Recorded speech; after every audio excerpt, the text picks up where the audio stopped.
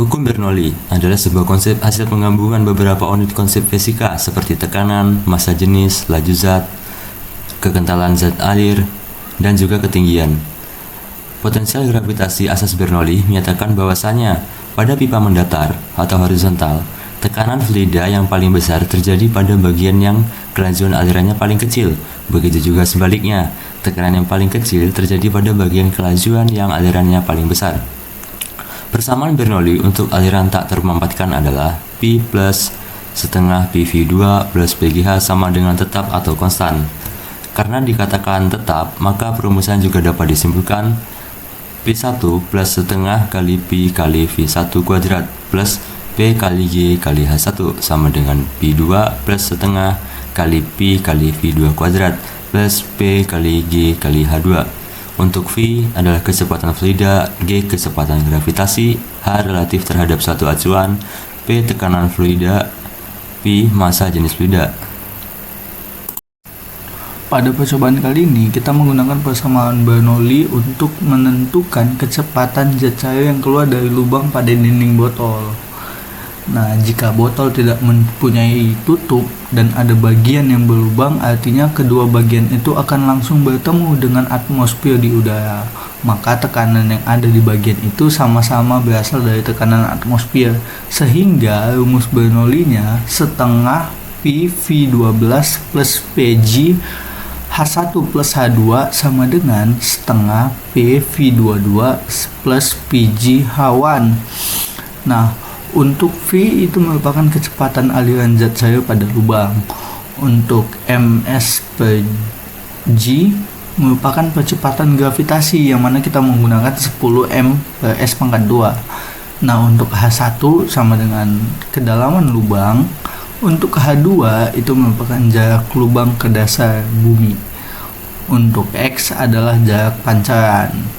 Untuk H1, H2, dan X kita menggunakan satuan meter.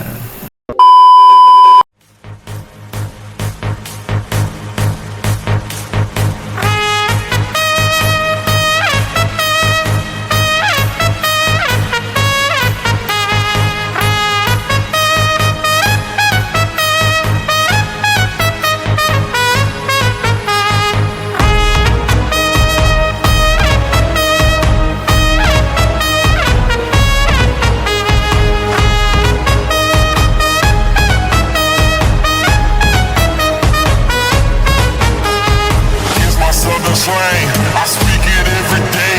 I'm trying to get it poppin' each and every way. It's one nation under goons. My goons are stripping all these cats down in the under rules.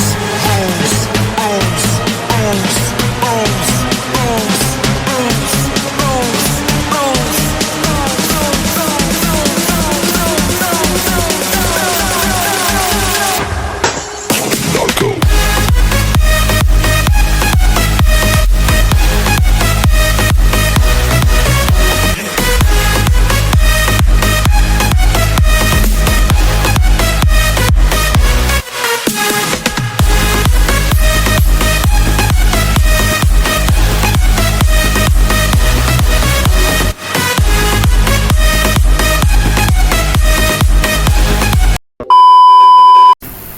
Nah, teman-teman, adapun kelebihan setelah kita melakukan praktik tersebut adalah yang pertama itu menggunakan botol bekas.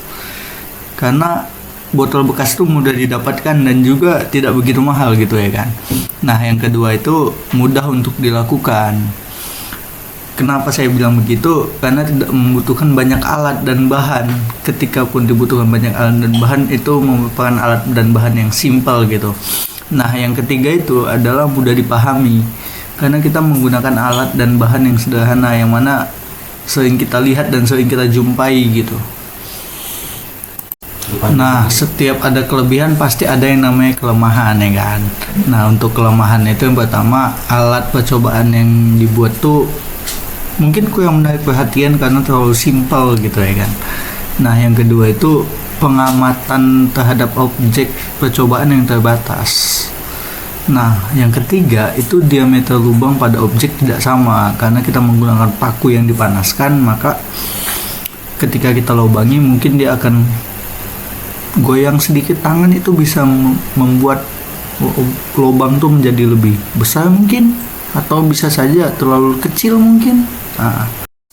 Dari riset based learning kali ini, kami menyebutkan bahwasanya kecepatan pancaran air dipengaruhi oleh jarak ketinggian lubang dari permukaan air dan juga permukaan tanah, yang mana semakin dekat jarak lubang dengan permukaan tanah dan semakin jauh dari permukaan air, maka pancaran air akan semakin kuat dan pastinya membuat jarak pancaran air semakin jauh, sehingga membutuhkan waktu yang lebih lama tentunya.